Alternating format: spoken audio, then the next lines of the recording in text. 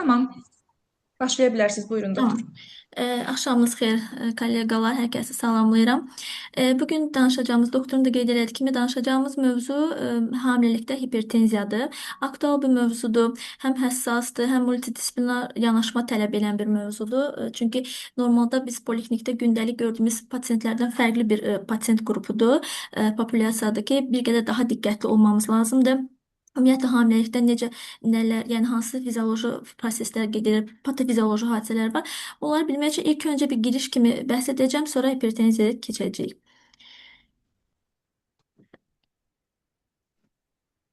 Ya.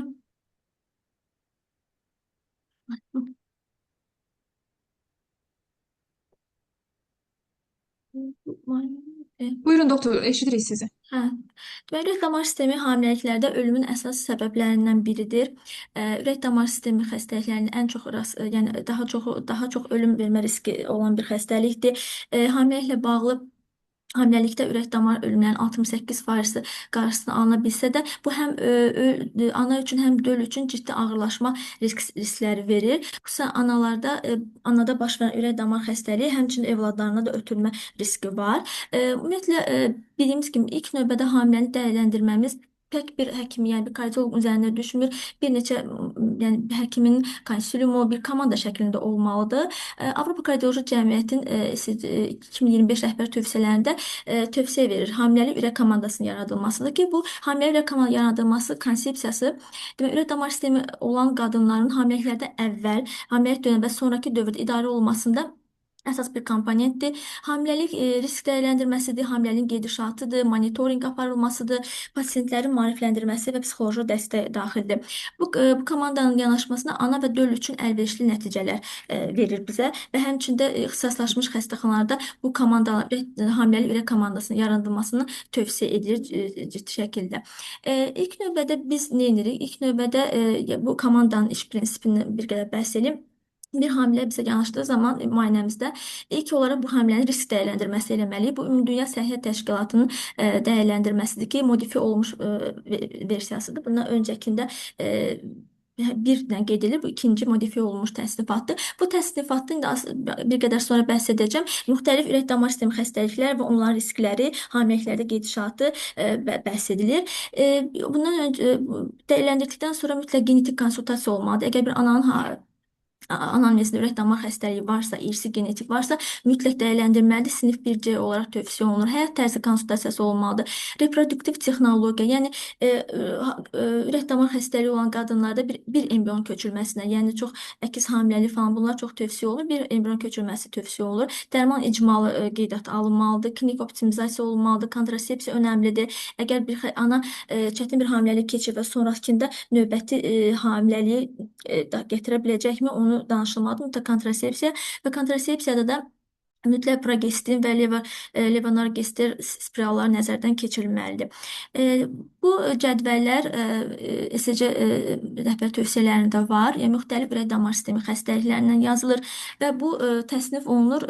Deməli 1-dən 4-ə qədər təsnif olur. Getdikcə ağırlıq dərəcəsi. Yəni ürək damar Dünya Səhiyyə Təşkilatı əgər 4-dirsə, bu daha ciddi bir ürək damar sistemi xəstəlikdir. Bu xəstədə, bu pasientdə daha doğrusu hamiləlik artıq planlanması fikir düşünülməlidir. Əgər hamiləlik öncəsidirsə, bəzən belə pasientlərə hamiləlik indikasiyon olmur. Əgər hamiləlik varsa, bəzən hamiləlik sonlandırması belə düşünə bilir. Yəni bu bir mərkəzdə bir kardioloq ginekoloji bir hamiləlik olan bir mərkəzdə çalışırsa, bu stol üstü bir onun cədvəli olacaq ki, bir hamilə qadın ürək damar sistemi ilə xəstəliyinə olan bir hamilə qadın yaxınlaşdığı zaman bu təsnifatdan istifadə ilə ilkin olaraq hamilənin riski dəyərləndirilməlidir. Hamiləlik zamanı isə əgər xəstəlik müşahidə edildiksə, həmin xəstəliyin dəyərləndirməsidir, müalicəsi, təqibidir. Yəni burada da göstərilir müxtəlif ürək xəstəlikləri, konjenitaldır, qapaq xəstəlikləridir, hipertenziyadır, kardiomiopatiyadır, aritmiyadır və s. aort xəstəlikləridir. Bunlar nəzərdən keçib təqib olunmalıdır. Regular fetal dəyərləndirmə həmişə olmalıdır və planlı doğum tövsiyə olunmalıdır. Doğumun da planlanması vaxtı, metodu olmalıdır. Eyni zamanda yenə ana və fetal monitorinq aparılmalıdır, anesteziya, analgeziya Bu haqda danışılmalıdır. Dərman müalicəsi, qanaxma kontrol altına alınmalıdır. Cihazlar idarə olunmalıdır. Bəzi hamilə qadınlar var. Hamiləlikdən öncə gənc yaşlarda kardiostimulyator implantı olur və o hamiləliyi idarə edən zaman həkim kardioloq onun kardiostimulyator nəzərə alıb əməliyyat sırasında hamiləlikdə onu idarə etməlidir. Postpartum dönəmi laktasiya dönəmidir ki, bəzi ürək damar sistemi xəstəliyi doğuşdan sonra artıq ananın xəstəliyi müalicəsi davam etdirir. Bu zaman bəzi südü kəsəcək dərmanlar verilir və bu laktasiya dönəmində buna nəzarət olunmalıdır. Yəni kontrasepsiyadır. Ananın ürək damar sistemi xəstəliyi müalicəsi davam etdirilməlidir. Uzun dönəm üçün, gələcək üçün də yəni planlanma getməlidir ki, yəni anada təkrarı hamiləliklər müəyyənləşdirilməlidir. Ana daim bir nəzarətdə olmalıdır. Qadın ürək klinikası anlayışı ortaya çıxır və risklər dəyiləndirilərək təqib olunmalı daimi. Doğum genəldə deməli doğumun vaginal və keysəriyyadır. Təbii yəni doğum yolumuz var. Rəhbər tövsiyədə vaginal doğumu üstün tutulur, amma xəstənin təbii ki pasiyenti dəyərləndirdikdən sonra və burada biraz qanaxma riskimiz, venöz tromboemboliya riskimiz az olur. Həmçinin ürək damar sistemi xəstəliklərində birincil olaraq vaginal doğum tövsiyə olunur. Əgər stabil ürək damar xəstəliyi olan qadın hamilə 39-cu həftəsindən əvvəl doğuşun rutin olaraq induksiyası tövsiyə edilmir. Yəni əgər stabil ürək damar sistemi xəstəliyidirsə. Yox, əgər anstabil bir xəstədirsə, onun bəzi zamanlamalar erkən çəkmək olur. Növbəti slaydlarda danışacağıq.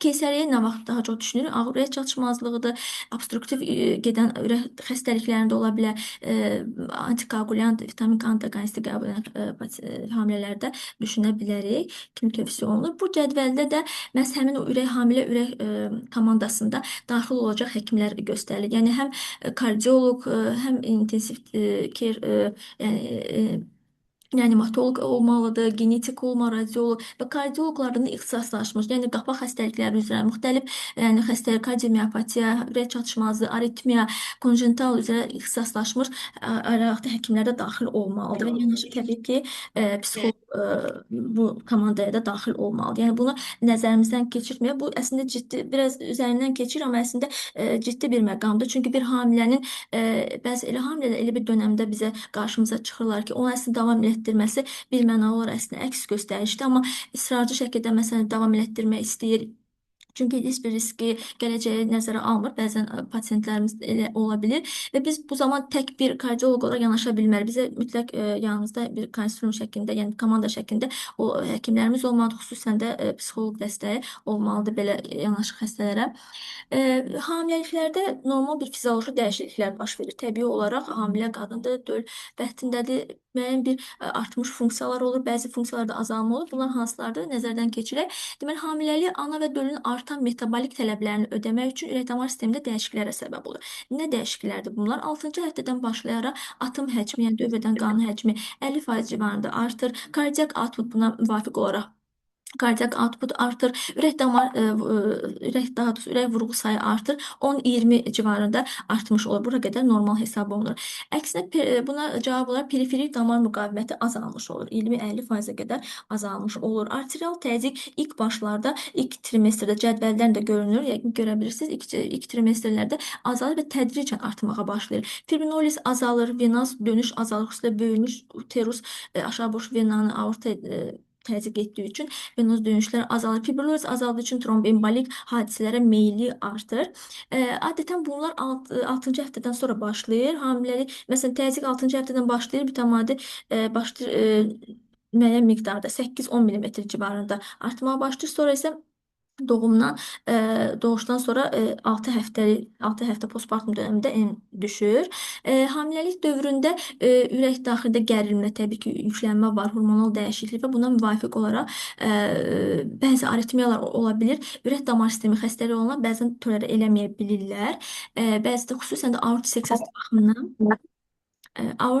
baxımından bura biraz spontan aort seksiyələr deyirlər, riskli ola bilirlər. Tromboembolik riskləri də az öncə dediyim kimi hiperkoagulyasiya vəziyyətinə görə artmış ola bilir.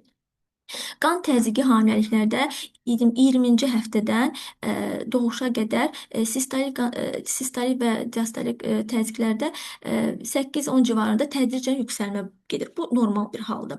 Məsələn, aşağı riskli qadınlardan ibarət bir beynəlxalq kohort çalışmasında bir çalışma aparılıb ki, həmin çalışmada qan təzyiqi ikinci trimestrdə 113-ün 69-a olmuşsa, 40-cı həftələrdə bu bir qədər yüksək 121-78. Bu civarda bizə nümunələr verilmişdi ki, yəni bu civarda artmalar ola bilir.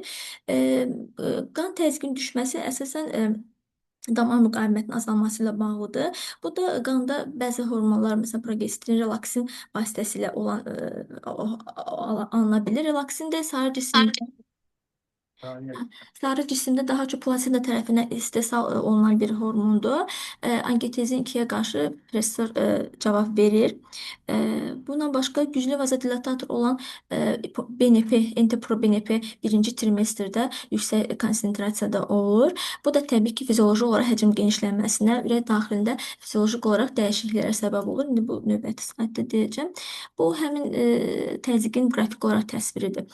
Burada təzyiq enir, sonra 20-ci həftədən başlayaraq təzyiqin yüksəlməsidir. Damar müqavimətində isə əksinə. Dəyərləndirmə necə olur? Bir hamilənin dəyərləndirməsi təbii ki, ilk olaraq anamnezdə dəyərləndirmə aparılmalıdır. Anamnez çox önəmlidir. Xüsusən bizim yəni ölkəmizdə də və dünya təcrübəsində də olur. Bizim ölkəmizdə amma çox rast gəlinir. Bəlkə son dövrlər artıq ginekoloqlarımızın da sıx bir qədər daha diqqətli olması və həkim konsultasiyalara yönləndirməsi önəmlidir. Məsələn, kiçicik bir haşiyə çıxan bir rezidentura dövründə bir pasiyent görmüşdüm. 3-cü hamiləlikdə və qadında anadan gəlmə qulaqçılar çəpər defekti var idi. Lakin bu iki hamiləni də çox normal keçirdib ki, ola bilir elə normal keçirdirlər defektlərlə. Amma bilmirəm, 3-cü hamiləyə hazırlaşan anda artıq biraz ara da verdiyinə görə artıq Eisenmenger formalaşmışdı. O ana təəssüf ki, ana ölümü olmuşdu. Yəni bunu sözümü nə üçün deyirəm ki, yəni anamnez çox önəmlidir. Ki bir xəstədən bunu dinləmək, xəstəni yoxlamaq, yəni çox önəmlidir. Fizikal müayinəsi, xəstəni sadəcə auskultasiya etmək, o küyü eşitmək bizə bəs edərdi bir kardioloqa məsələn yönləndirmək. EKG, exo müayinələri olmalıdır. Ehtiyac olduğu halda transfagial exo müayinəsi olur. Bəzi hallarda da təbii ki, rentgen ola bilər. Bu zaman dozlar ayarlanır, radiasiyon dozları ayarlanmalıdır. Kompüter tomoqrafiya nadir hallara çox ağır məsələn, pulmonar emboliya şübhəsi varsa, təbii ki, onda ola bilər. MRT ilk trimestrdə olmaz, əgər olacaqsa da qadağansız olmalıdır. Bir də laktasiya dönəmində əgər MRT olunacaqsa xəstə, o da 24 saatdan sonra, yəni əmzəmədə 24 saat sonra olmalıdır. EKG exoda nə dəyişikliklər baş verir? Məsələn, EKG-də ürəyin elektron sola meyli görə bilərik, STT dəyişiklikləri görə bilərik, ST depressiyası görə bilərik, konkav ST elevasiyaları görə bilərik, Q dalğası 3-cü aparmada çox görürük. Bu normal sayılır bir yəni patolojik deyil. T inversiyası bu da çox rast gəlinir. 3-cü aparmalarda ön döş aparması V1, V2, V3-də negativ T-lər şəklində görə bilərik. Son mərcə hipertrofiyası və sinus taxikardiyasını biz EKG olaraq görə bilərik. Exoda gördüyümüz, az öncə dediyim artmış BNP səviyyələrinə görə ürək daxilində boşluqlarda genişlənmə, həcm yüklənməsi ola bilər. Hiperkinez ola bilər, sol mədəciyin hiperkinezi ola bilər, sol qulaqçı və sağ boşluqlarda dilatasiya, pulmonar trikuspid, mitral qapaq anüsün dilatasiyasını görə bilərik, funksional pulmonar trikuspid və mitral çatışmazlığı və təbii ki, biraz da minimal da perikardial effuziya görə bilərik. Səbəbi bilinməyən və yeni yaranmış ürək damar əlamətləri və simptomları olan hər bir hamilə qadında transtoraksik ekokardioqrafi görüntüləmədə ilkin seçim olaraq tövsiyə edilir sinif bircə olaraq. Hamiləlik zamanı rast gəlinən normal simptomlar. Bunlar nədir? Azalmış fiziki hərəkət. Təbii ki, anada, yəni zamanla hamiləliyin sürəsi artdıqca bu olacaq. Görülən bir simptomdur. Yorğunluq, tənginəfəslik, ürək döyünmə. Burada bir diqqətinizi çəkmək istəyirəm. Yəni bu simptomlar normalda yəni hamilədə biz görürük, amma ürək çatışmazlığı, ürək problemləri olanlarda da biz bunu görə bilirik. Biz necə biləcəyik ki, bu hamilədə hansısa bir patologiyadır, nədir? Bu nə zaman bizim diqqətimizi çəkəcək? Xəstədə kəskin artmış şikayətlər olacaq. Birdən normal idim, olurdu təngənəfəslik, amma kəskin bir təngənəfəslik heç belə müşahidə eləməmişdim və yaxud da hamilənin daha biraz qısa, məsələn, orta trimestrdə, ikinci trimestrində daha çox qabarırsa, biz burada düşünə bilərik kardiak bir patologiya, məsələn, postpartum KMP düşünə bilərik, peripartum KMP düşünə bilərik və yaxud da altda yatan bir kardiak patologiyası var, hamilənin sadəcə bilmir. Bu çox önəmlidir, yəni buna diqqət eləməmiz. yenə bir haşiyə çıxacağım. Bir pasiyentim vardı. Özü hətta qeyd edirdi. Peripartum kamepedin o haqqda danışacağım. Biraz klinik adı çəkiləcək. O xəstə özü dedi ki, mənim doktor panik atakım var, amma bu panik atağın təngi nəfəsliyi deyil. Yəni o qədər aşırı olur bu simptomlar. Əslində diqqət yetirsək, əslində xəstə özü bizə deyir bunu. Yəni özü dedi ki, yəni çünki panik ataq elə bir haldır ki, qısa bir hansısa bir belə deyək, əlamət elə təngi nəfəsi ilə çox vaxt cavab verir, amma bu xəstə özü dedi ki, mən belə bir təngi nəfəsliyim heç vaxt olmur. Bu artıq bizdə bir diqqət yetirməliyik ki, bu xəstədə altda yatan bir kardiak patologiya ola bilər. Hamiləlik hipertenziyası. Əsas daha çox kardiovaskular xəstəliklərdən təəssüf ki, rast gəlinən xəstəlikdir. İkinci ən çox yayılmış tibbi ağırlaşmadır. Ana və döl üçün ölümün əsas səbəblərindən biridir. Son illərdə doğuşda daha çox yaşlı təbəqənin olması, piyələnmə, bunlar da müşahidə edilən, bunları da görə bilirik. Analıq hisslərində plasentanın qopması, insult, çoxsaylı orqan çatışmazlığı, yayılmış damar daxili laxtalanma, yəni bunları biz görə bilərik. Hamiləlik hipertenziv pozuntuları həmçinin ürək damar xəstəliklərinin yaranma riskini də artırır. Bir anada əgər hipertenziv xəstəlik varsa, digər xəstəliklərə də səbəb ola bilir.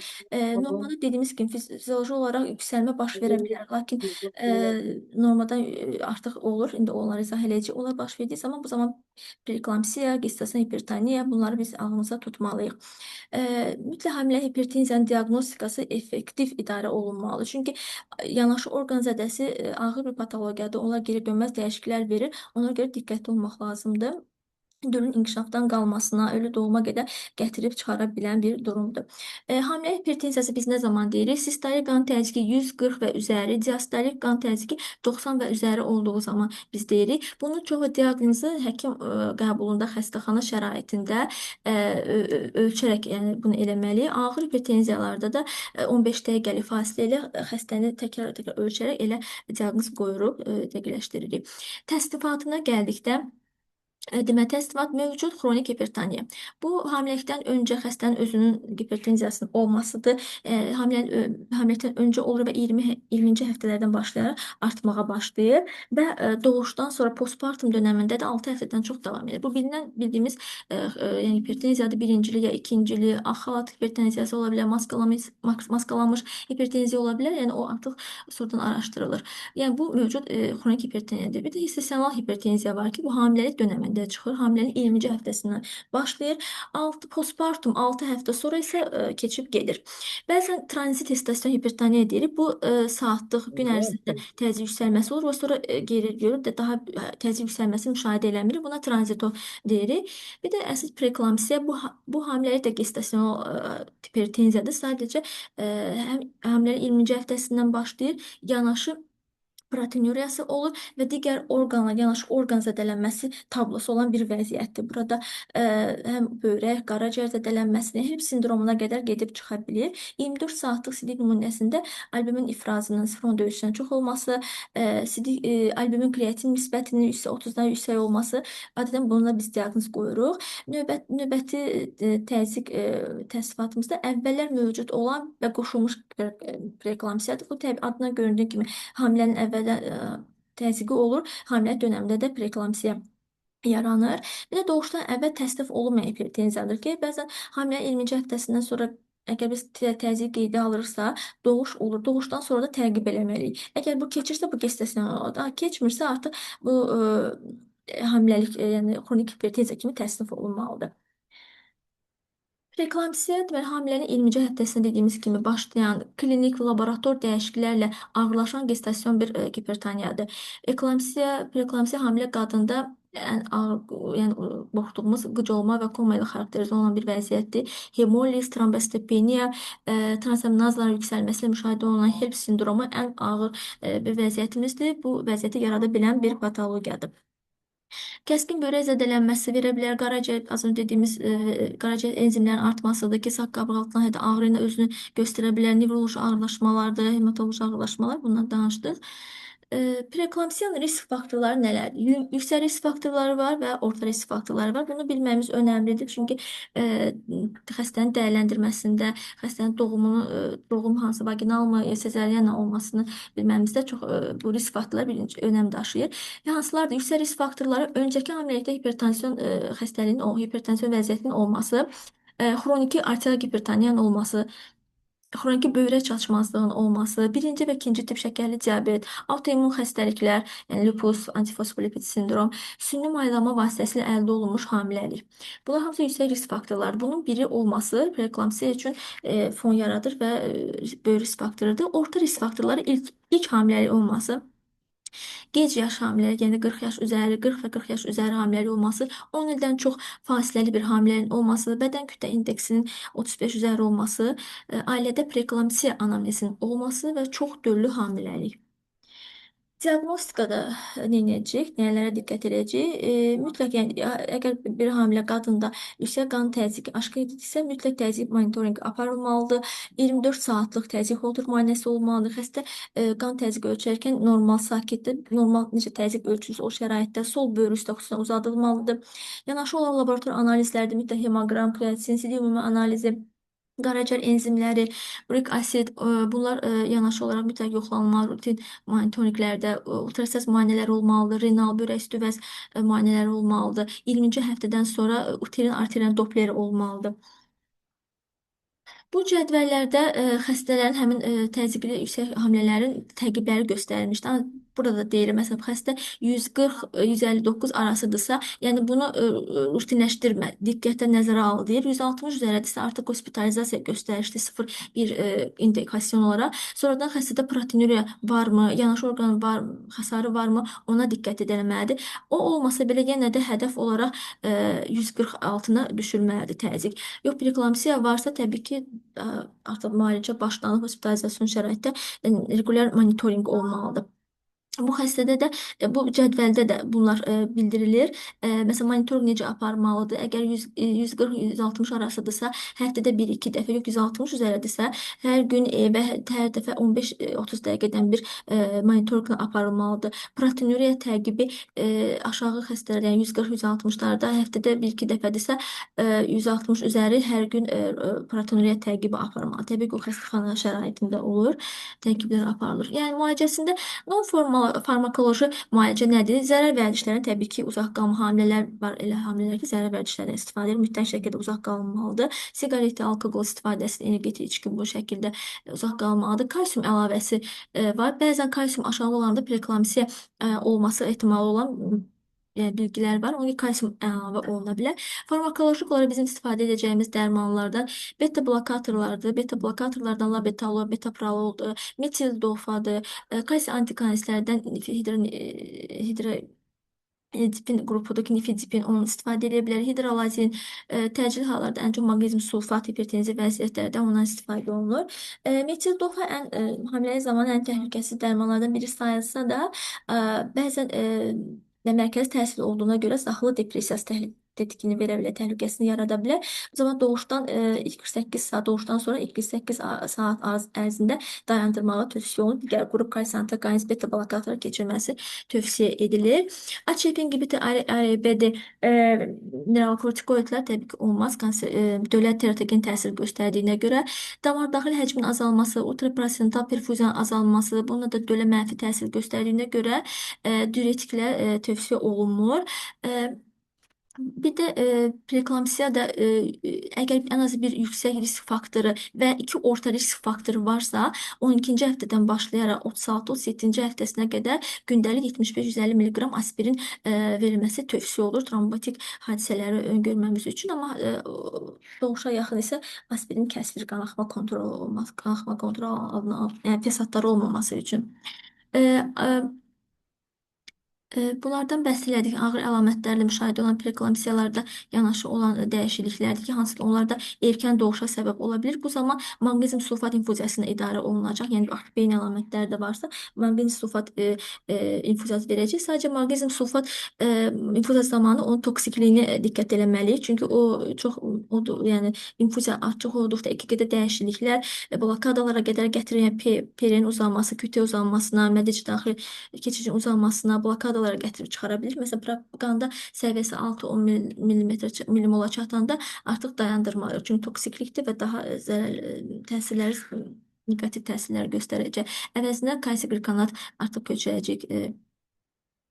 25 SC 25 tövsiyələrində nə deyilir? Hamilə qadınlarda sistolik təzyiqin 140-dan aşağı tutulması, diastolikin də 90-dan aşağı tutulması sinif 1B olaraq tövsiyə olunur. Hamilə qadın 160-ın və sistolik qan təzyiqinin 160, diastolikin 100 onun üzərində tutulması artıq varsa xəstəxana şəraitində tövsiyə olunmalıdır. Aspirini az öncə dedik, yəni aspirin tövsiyəsi olunmalıdır. Əgər sistolik qan təzyiqi 140 və diastolik 90 üzərindədirsə, dərman müalicəsinə başlanmasıdır. Sinif 1 olaraq bunun haqqında belə danışdıq. Bu ECG-nin rəhbər tövsiyələrində bunu bəhs edir. Metildofada müalicə sinif 1 olaraq dərman qrupudur. Beta blokatorlar, dihidrobiridin kalsium kanal blokatorlar, onlar sinif 1 C qrupuna aiddir, tövsiyə olunurlar. Ağır hipertoniyada qan təzyiqinin kəskin şəkildə aşağı salınması üçün benadaxil labetalol, rapidin, nikardipin, qısa təsirli nifedipin, metildofa dərman müalicəsi təyin olunur və hidralazin də ikinci seçim olaraq biz təyin edə bilərik. Ağciyər ödemi geniş yaranarsa xəstədə nitrogliserin benadaxil infuziyası verə bilərik. Sinif 1 olaraq tövsiyə olunur. Ağır simptomları olmayan preeklamsiya olan qadınlarda doğuşun 37-ci həftəsində, yəni doğuş 37-ci həftəyə qədər hamiləlik aparıla bilər və 37-ci həftə doğuş ola bilər. Hemostatik pozğunluqlar kimi mənfi əlamətlərlə əlaqəli preeklamsiya olan qadınlarda doğuşu sürətləndirmək tövsiyə olunur. Sinif 1.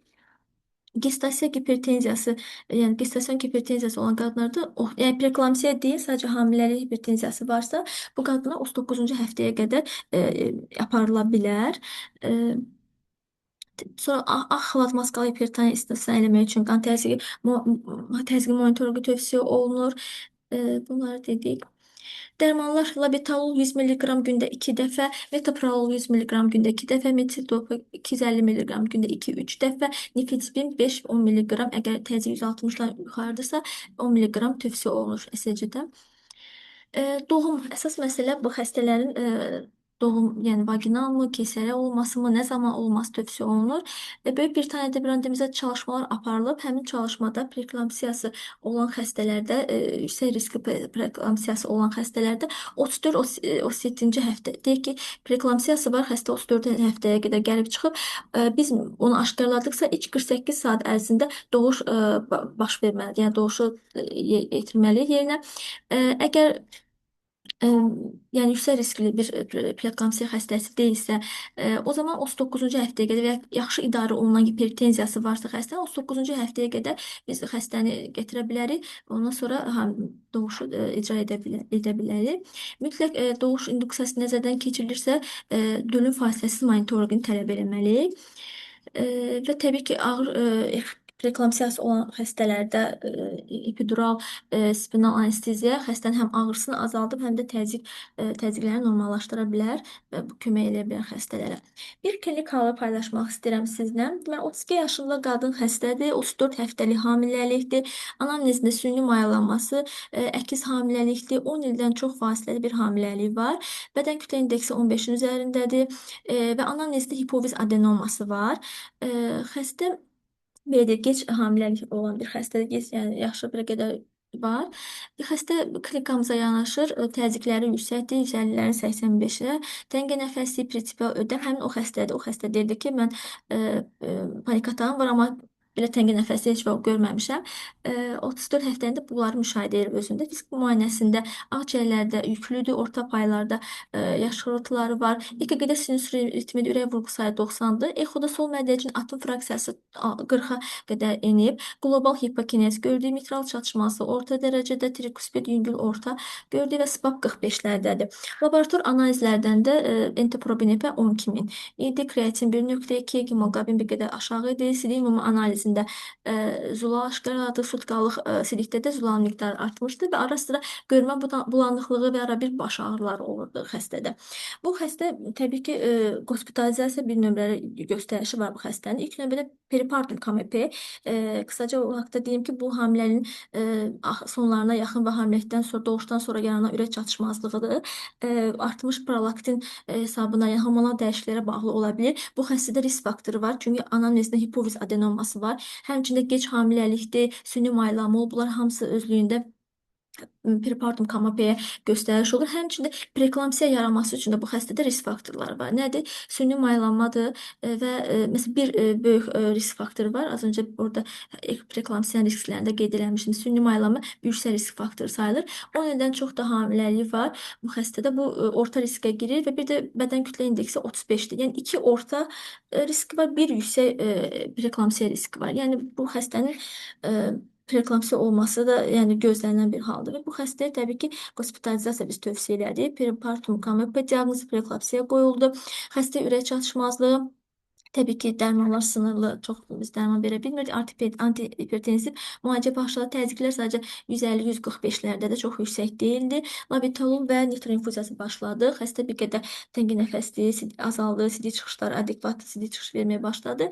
Artıq 34-cü həftənin biz 1-2 gün nəzarətdən sonra xəstəyə biz 34-cü həftəsində də zaten 48 saatı keçmədən hamiləlik sonlandırması qərarı verdi və keysəriyyə əməliyyatı olundu. Doğuşdan sonra xəstəyə bromokriptin təyin olundu ki, laktasiya kəsilsin. Bu dopamin qrupuna olan dərmandakı dəyişili kəsilir süd demək ki, çünki xəstə davam etməlidir müalicəsinə. Ürək çatışmazlığı müalicəsi davam eləməlidir şikayətləri, çünki davam edir. Həm də antihipertensiv müalicə davam olundu. Doğuşdan sonra kardiak MRT də icra olundu xəstədə. Atom fraksiyası 40%, ekstraselular volümdə artış qeyd edilmişdi. Sonra xəstə uzun müddət stasionarda müalicə aldı. Müalicə müddətində şikayət azaldı. Exo təqiblərində EF-ləri 45-ə, mitral çatışmazlıq yelaq gerilədi, orta dərəcədə idi. Gerilədi, probenepi 5000-lərə qədər qaldı. Xəstə artıq bir ildən çox təqibimdədir. EFS normallaşıb, kardiak MR-ını da eləmişik. Yəni xəstə rahatdır.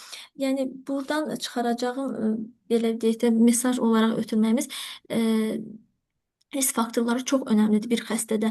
Onları nəzərdən keçirdiyimizdə daha bizə rahat olur və xəstə bu tip xəstələr gözdən qaçmamalıdır. Əslində bizim bilmirəm, boşlanır ginekoloqlarımız varsa, onlara da bir mesaj kimi olar ki, çünki son dövrlər mən xatırlayıram, rezidentur ərəfəsində mən orada çalışdığım müəssisədə var idi ginekoloji şöbə, çox kardiolog konsultasiyası olunmurdu. Halbuki o qədər gözdən qaçan xəstəliklər var. Ona görə bu belə bizə bir mesaj olsun. Nəticədə yenə də risk dəyərləndirməsindən nəticə olaraq son olaraq demək istəyirəm, risk dəyərləndirməsi mütləq önəmlidir. Cədvəl, ümumi səhiyyə təşkilatının cədvəli var, modifikasiya olmuş. Ona mütləq baxmalıyıq, onunla işləməliyik. Əgər bir hamilə dəyərləndirəcəksə, müayinə edəcəksə və hamiləni dəyərləndirir, sonra təqib önəmlidir. Ətraflı əlçatan diaqnostik müayinələr etməliyik. Vizitlərin sayı belə xəstələrdə təbii ki, artmalıdır. Həkimə vizitlərin sayı və hamiləlik ürək komandası çalışdığımız mərkəzlərdə yaratmalıyıq, imkan varsa və doğum məsələsi daim kontinuum şəkildə düşünülməlidir. Təşəkkür edirəm diqqətinizə görə, səbrinizə görə. Çox sağ olun. Çox sağ olun Layla doktor. Biz də sizə təşəkkürümüzü bildiririk. Aramızda mənə yaxın olan ginekoloqlardan bir nəfər var. Günel doktor, məni eşidirsiniz? Mikrofonu açın, zəhmət olmasa. Bağlıdır səsiniz.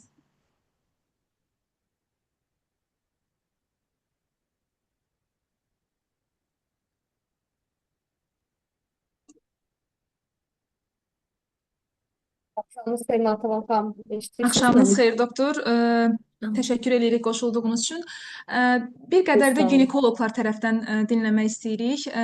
Bir hamilə qadına hamiləliyi olub da təzyiqi olan bir xəstəyə yanaşmağınız necədir? Son məsəl üçün dönəmlərdə mən görürəm ki, ginekoloqlar əksər hallarda təzyiqi olan bir hamilə qadına, yəni metil dopa yazır. Heç bir kardioloq əksər hallarda, yəni kardioloq rəyi almır. Bu belə dəmi olmalıdırmı, yoxsa siz öz praktikanızda necə edirsiniz bunu? Səbəbini Ümumiyyətlə araşdırırsınızmı və s. Aha. Çox sağ olun Natvan xanım, minnətdaram. Bizim stasionara hamilə qadın müraciət edəndə birinci növbədə təzyiqini mütləq ölçürük. İlkin olaraq ilkin gəlişdə təzyiqi ölçülür, qeyd olunur və son dövrlər kardioloji patologiyaların olması nəzərə alınıb, hamilə qadınların rutin olaraq kardioloq konsultasiyasından keçməsi, EKG-si, EPOS-u icra olunması məsləhətdir. Mənim işlədiyim dövlət klinikasında çoxlu sayda preeklamsiyalı xəstələrlə biz kontaktda oluruq və xəstənin anamnezinə ilk növbədə diqqət yetiririk. Əgər xəstənin anamnezində inkişafdan qalmış hamiləlik, ölü döl, preeklamsiya, eklamsiya hadisələri baş veribsə, bu zaman mütləq ilkin olaraq biz 12 həftəsində uterin arteriyaları dəyərləndirməliyik. Uterin arteriyalarda əgər biz noç görürüksə, artıq kiçik dozada kardioaspirin ən azı 75 milliqramdan, təbii ki, burada xəstənin çəkisindən və koaqulogrammasından asılı olaraq aspirinə başlayırıq. Daha sonra şəxsən mən xəstələrimdən bir təzyiqi hər gün gündə 6 saat fasilə ilə gün ərzində 4 dəfə ölçməklərini xahiş edirəm və bunu bir qrafa şəklində yazmaqlarını tələb edirəm. Artıq 20 həftəsindən sonra preeklamsiya baxımından risk qrupuna aid olan xəstələrdə biz artıq təzyiqi görməyə başlayırıq. Təzyiqi gördükdə ilkin olaraq praktikada metil dopa preparatından istifadə edirik. Təbii ki, burada seçim preparatlarımız çox azdır. Maksimal doza 1500-2000 milliqram gün ərzində təyin oluna bilər və 6 saatlıq intervalla təyin olunması məsləhətdir. Metil dopanı biz hamiləlik dövründə və zahlıq dövründə istifadə edə bilirik. Zahlıq dövründə yalnız ölü döllə nəticələnən hamiləlikdə təyin olunması məsləhət görünmür. Çünki ölü döldə zaten prolaktinin yüksək olması və metil dopanın da istifadəsi fonunda prolaktinin artmağına gətirib çıxartacağına görə artıq zahlıq dövründə metil dopanın istifadəsi məsləhət görünmür. İkinci seçim preparatı nifedipindir. Nifedipin istifadəsi çox rast gəlinir. Ağırlaşmalar dölün bətndaxili inkişaf ləngiməsinə səbəb olur. Bu baxımdan nifedipin preparatı o qədər də yəni ideal preparat sayılmır. Üçüncü preparat biz labetalol, peroskain olması məsləhət görürük. Çox effektivdir. Hamilələrdə yəni son həftələrdə ümumiyyətlə istifadə olunması çox məsləhət görülür. Bir də hamilələrin deməli, hamilələrdə adətən, ümumiyyətlə preeklamsiya və risk qrupuna aid olan hamilələrdə biz artıq 28 həftəsindən başlayaraq respirator distres sindromu profilaktikasına başlayırıq və bu xəstələrin uşaqlarında adətən yetişkənlik əlamətləri digər pasiyentlərin uşaqlarına müqayisədə daha çox rast gəlinir. Yəni, baxmayaraq, bəzən preeklamsiya, eklamsiya baxımından biz xəstənin hamiləliyini tez sonlandırırıq. Amma bu baxımdan, yəni, uşaqların daha tez adaptasiyası müşahidə olunur. Çünki daim təzyiqə məruz qalan anaların uşaqlarında surfaktant sintezinin daha çox surfaktantın sintezi rast gəlinir. Bir də maraqlı bir başıma gələn bir növbədə rastlaşdığım bir hamiləni sizinlə paylaşacağam. Deməli, 11-ci hamiləlik, 5-ci doğuş uşaqlıq üzərində bir çapı. Bu qadının 4 vaginal doğuşu, bir keysəriyyə kəsi ilə nəticələnən doğuş olub. Bu xəstə preeklamsiya ilə stasionara müraciət etmişdi. Təzyiqi qəbul zamanı 160-100 idi. İlkin olaraq dopigid preparatı təyin olundu. Hamilə qadın heç bir qadın məsləhətxanasında heç bir müayinədə olmamış, sosial vəziyyəti çox aşağı olan bir pasiyentdir. Vital göstəricilərinin yalnız təzyiqin yüksək olması, bir qədər də pulsu 90-92 aşkarladıq və bütün dəyərlərini istədik bu xəstədən və qanın ümumi analizinə trombositin 28 olması, CRP-nin 300, prokalsitanin 10 olmasını aşkarladıq. Xəstə septik vəziyyət edilmişdi. Preeklamsiya yanaşı olaraq sepsis müşahidə olunurdu və kardiomiyopatiya bu xəstədə yanaşı olaraq qarın boşluğunda Morrison cibinə qədər dölyanın mailinin olması 34-35 həftəlik hamiləlik. Bu xəstəyə biz ilkin olaraq trombositi aşağı olduğuna görə təzə dondurulmuş plazma, trombositlər kütlə bədən çəkisinə uyğun olaraq hesablanıb köçürüldü. Daha sonra sepsisin müalicəsində Septrakson, deməli, merapenem və vankomitin üçlü terapiya başlanıldı. Tədricən ilk 2 gün ərzində dinamikada yaxşılaşma qeyd olunsa da, lakin trombositin sayı normal idi. Arterial təzyiq isə 140-90 civarında idi. Üçüncü sırada dövrün bətndaxili xroniki infaksiyası NST-də aşkarlandı. Bu səbəbdən biz hamiləliyi sonlandırıldıq. Aşağı segmentdə qeysəriyyə kəsiyi və uşaqlığın sıx hemostatik tamponla tamponadası əməliyyatı icra olundu. Yanaşı olaraq sepsisin müalicəsinə davam elədik və preeklamsiyanın müalicəsinə. Xəstə 10-cu sırada bütün göstəriciləri normallaşaraq evə yazıldı və daimi olaraq kardioloqun nəzarətindədir. Çünki bu xəstənin atım fraksiyası 28 aşkarlanmışdır. Çox ciddi risk qrupuna aid olan xəstədir. Hal-hazırda da yaşayır. O əməliyyatdan artıq 2 il keçib. Çox şükür xəstəmiz yaxşıdır. Biz bu xəstələrdə ən çox qorxduğumuz sağlıq dövründə ağciyər ödemidir. Ağciyər ödemi ilk bir həftə ərzində rast gəlinir və bir həftə ərzində bu xəstələrin biz hər gün saturasiyasını gündə ən azı 7-8 dəfə ölçürük. Çünki ani olaraq saturasiyanın düşməsi qeyd olunur. Bir 20 gün öncə həkim yoldaşımın bir xəstəsi var idi. Ölü dölünə müraciət eləmişdi. Preeklamsiyanın ağırlaşması ilə Phelps sindrom. Bu xəstə 4-cü sutkada ağciyər ödemi başladı və ağciyər ödemi müalicəsinə başladıq. 10-cu sutkada stabil vəziyyətdə evə yazdıq. Daha sonra əlavə olaraq biz bu xəstələrin zahlıq dövründə antikoagulyant müalicəsini daha çox Kleksan, kiçik molekulu geparinlər, bir də varfarinlə davam edirik. Bu patologiya bizə çox rast gəlinir. Və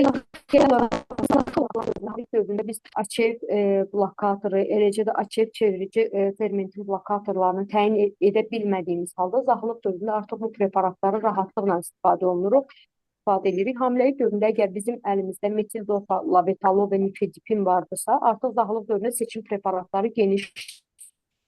Maqnezial terapiyada xüsusi vurğulamaq istəyirəm. Maqnezium çox təəssüflər olsun ki, bəzi ginekoloqlar protokolitik kimi istifadə olunur. Bəziləri hipotenzin. Maqnezium sulfat konkret antikonvulsantdır. Yəni sonuncu bizim Nazirliyin yenilənmiş protokolunda belə qara hərflərlə qeyd olunur. Maqnezium sulfat antikonvulsantdır. Deməli biz maqnezium sulfatı təyin edildiyimiz xəstəyə bir bolus, bir də davam edici doza təyin edirik. Bəzən ginekoloqlar, yəni çox rast gəlirəm, dövlətdə yox, özəl xəstəxanada mən bu problemlə rast gəlirəm. Maqnezium infuziya şəklində xəstəyə təyin edilir. 400-500 milli fizioloji məhlulun içərisində 30-40 milli əlavə edilib, barabanla təyin olmuş, heç arzu olunan bir təyinat deyil. Zaten bu xəstələr ağciyər ödəminə girirlər və bu xəstələrə yüksək doza maye yükləmək heç məsləhət görülmür. Biz dövlət xəstəxanasında illərdir bu praktikanı icra edirik. Çox şükür heç bir ağırlaşma olmur. İlkin olaraq 20-30 dəqiqə ərzində xəstəyə maqnezium sulfat 20 milli ilə təyin olunur.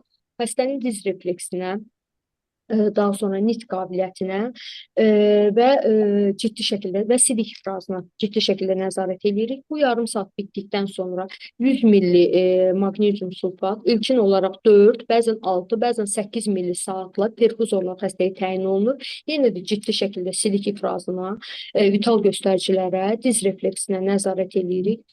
Çox şükür bu qayda ilə icra etdiyimiz hətta 200-ün belə deyil, 120-yə biz təzyiqlə bizə müraciət edən xəstələrdə heç bir ağırlaşma olmayıb. İllərdir, yəni 13 ildir mən dövlət xəstəxanasında bu praktikada icra edirəm və bundan öncə də icra edirlər. Heç bir ağırlaşma olmayıb, çox şükür.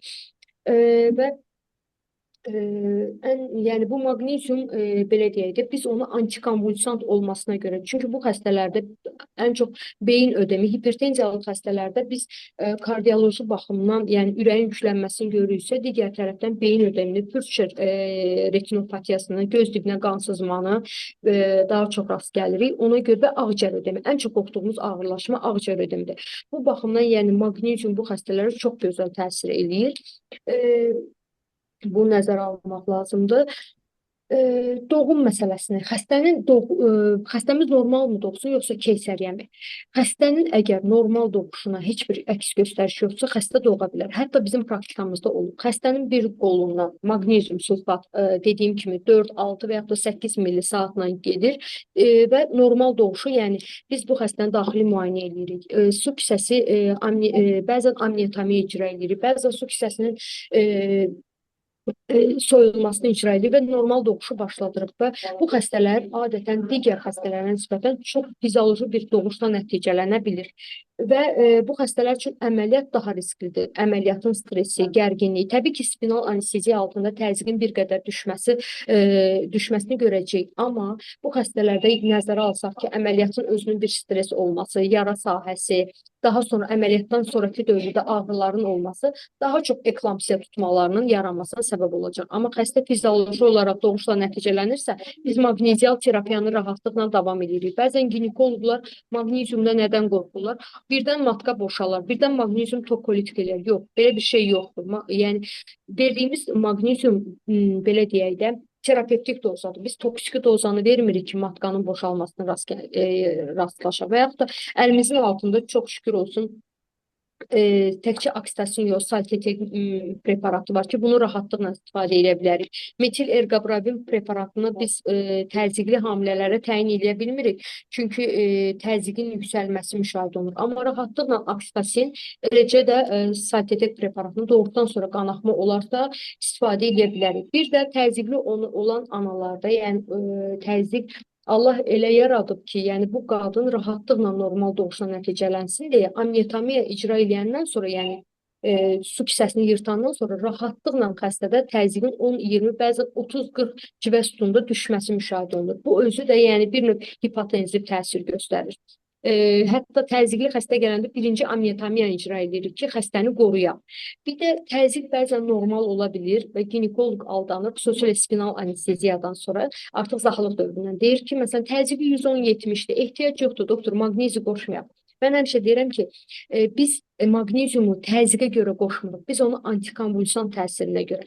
Xəstənin 110-70 ilə belə xəstədə qıcolma rast gəlinə bilər, eklamtik tutma rast gəlinə bilər. Eklamtik tutmalar hamiləlik dövrü ilə zaxalıq dövrünü müqayisədə zaxalıq dövründə 2 dəfə və daha çox rast gəlinir. Çünki zaxalıq dövründə ödemin artması daha çox rast gəlinir. Beyin ödemi artdığına görə bu xəstələr asanlıqla qıcolma tutmaları müşahidə oluna bilər. Uzaqlıq dövründə xüsusilə bu maqnezial terapiyaya ciddi nəzarət eləmək lazımdır. Zaxalıq dövründə hipotensiv preparatlarımız genişdir. Məsələn, hətta kombinə olunmuş preparatlardan belə istifadə eləmək mümkündür. Belə bu qədər.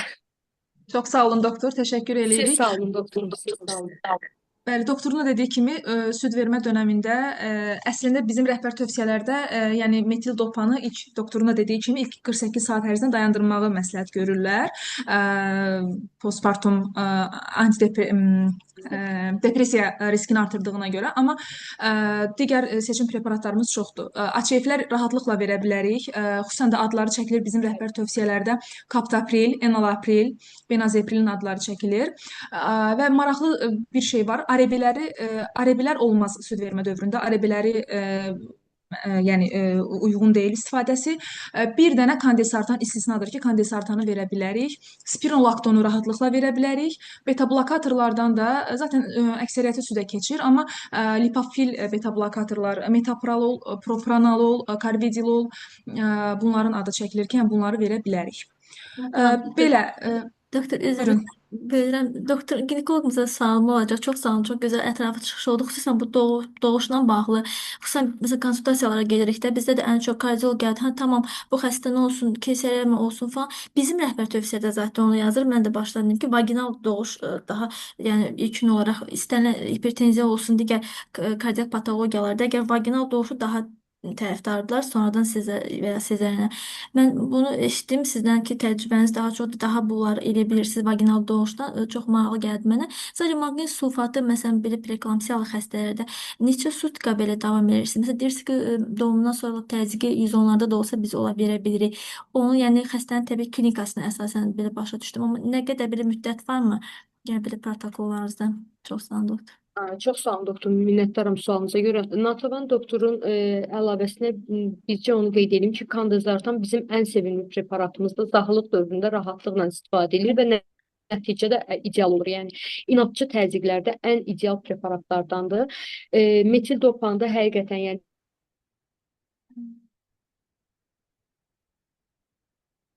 İşte bu.